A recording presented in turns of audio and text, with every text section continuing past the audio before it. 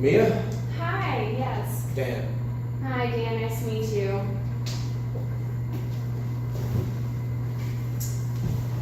Alright, before we get started, do you know anything about confidentiality? Briefly, can you explain a little bit more? Of course. So confidentiality pretty much is I won't tell anyone else anything about what we talk about here today unless it's going to harm you, a child, an elderly person, someone who's mentally handicapped. Basically, if you're going to cause harm to someone, I have to let someone else know because I'm a mandated reporter. Other than that, though, everything you say stays between me and you. So, tell me what brings you today. Well, I'm really struggling financially. I already have a 16-month-old daughter, and her father's not in the picture, but now I recently found out that I'm pregnant again, and I'm not exactly sure if I'm really deciding between abortion or adoption, but I don't think that I can take on the responsibility of a second child right now. Okay. So the father's out of the picture. What's your living situation and all of that? I'm living with my mom in her little one-bedroom apartment, so I'm sleeping on the couch. My daughter has her little crib in the living room, and my mom has her bedroom. But she's working 2 jobs trying to keep up with her finances along with taking care of myself and my daughter. And since I'm unemployed, I can't exactly help her out. And so I think the stress from working 2 jobs and taking care of us is causing her to drink a lot. But she's got some serious drinking issues. Okay. Do you have any drinking issues or anything like that we should address? I used to be pretty bad with alcohol and marijuana back in high school and some in college, but then I got pregnant and everything just stopped. Like, it was for the love of my child. I needed to take care of myself and feed my child. Okay. So I haven't had any problems drinking excessively or anything. Like, once in a while I have a glass of wine, but nothing too severe. Okay. So you said you were considering adoption or abortion. Both of those are very, we'll call it finite solutions. So if you're going to take one of those roads, you want to make sure that that's what you want. Because obviously you understand what abortion is. There's no coming back from that. Adoption is pretty much the same way. Like, the child could find you in the future, but you're giving it up legally and physically, like every single way. So we want to make sure that if you choose one of those, it's what you want.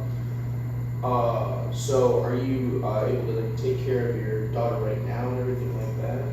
Yes, I mean, I stay at home with her, I'm raising her, I make her food and everything like that, but I can be a mom, I can't support her financially. Okay. Well, I know there's a few programs we can get you on to kind of like help you and your mother take care of the child. Definitely get you on WIC, SNAP, Medicaid if you have any of those problems. There's a bunch of benefits we can do that. Okay, perfect. Do you have any job skills, like any on-the-job training or schooling? I have some factory experience. I worked at Coles Distribution for a little while, and that's basically just loading up trailers and cleaning them out. I was a waitress for a while, and I also have some cooking experience, but it's more in like the fast food area. Okay. Well, we can definitely get you into like a work program or something here pretty soon coming up. So let's go back to, you said the father wasn't in the picture, correct? Mm-hmm. Did he just move? Did he break up? What happened? He left when Anaya was 10 months old. He just basically got too overwhelmed trying to raise a baby and work because he brought in all the money. Okay. And so he was working a factory job as well as where we met. Okay. And I guess it was just too overwhelming for him. And like, him and I have been together for 4 long years. So it was basically just like us butting heads and then throwing our daughter into the mix. It just made everything so complicated and confusing. And so we were fighting all the time and just constantly bickering and arguing. And I can't, even the last time, like, tell you how often we held hands or kissed or showed any type of love and affection because he was just the father of my child. Right. And it was basically like that until we just got in this huge screaming match one night, and he hit me, and he hit me a lot. And originally it just started off with pushing and shoving, which that we've done before, but he's never been that physically abusive. He's been a little emotionally and verbally abusive, but emotionally, but I mean, I have to just set those feelings aside in order to protect and raise my daughter. Right. But after that, he just left and he hasn't come back, and I haven't heard anything from him. And I mean, 6 months later, he has nothing to do with his daughter. I see. Well, from what you're telling me, at least, it seems like it's very abusive and a difficult relationship. So it might be for the best that you're out of that for your sake and your daughter's sake. So that might be a good thing.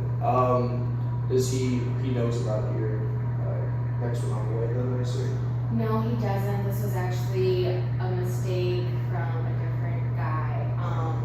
Because after he left, I just kind of threw away all my emotions and ignored all my problems because I have a daughter to focus on. And I can't fall into depression because I have a daughter to stay strong for.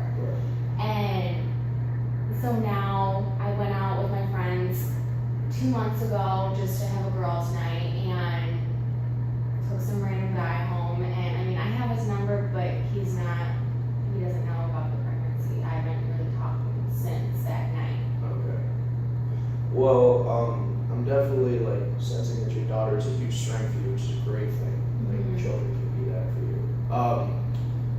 I also feel like this guy kind of has a right to know. You know what I mean? It takes two to tango, if you will. Yes. So I would at least suggest telling him in some way, because he might want to, I hope you raise it, he might want, if you give it up for adoption, he might want to take it. I mean, there's tons of possibilities there, so at the least I would tell you to contact him and go, hey, you know, I'm going to be having a child, it's yours, how do you feel about the situation, you know?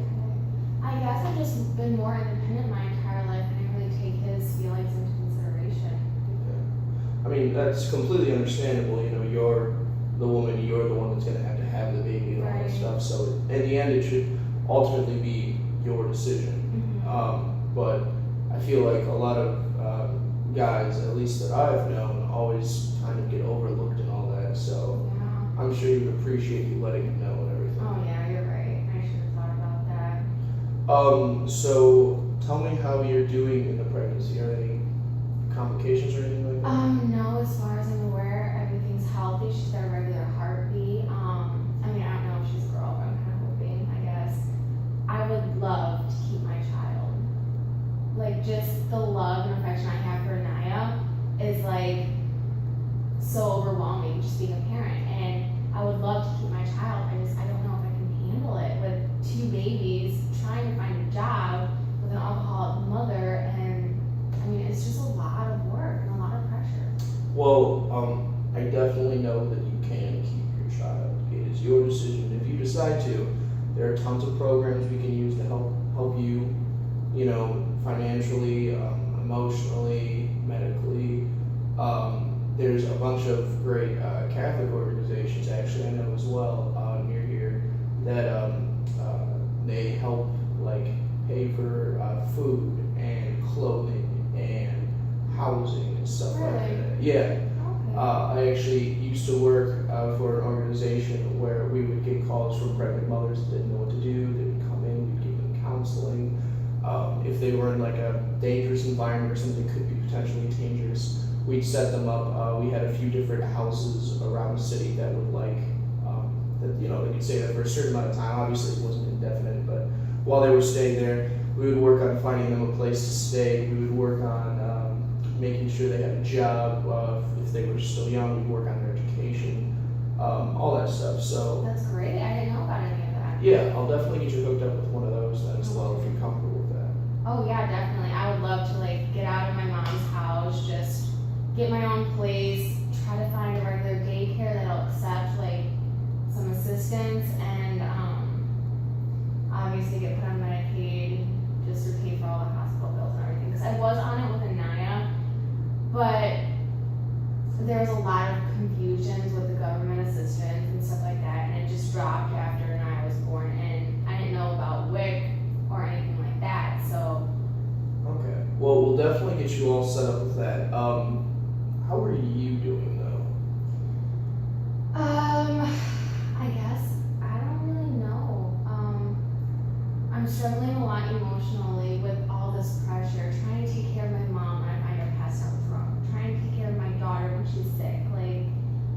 I spend so much time trying to take care of everybody else around me and don't really focus on myself.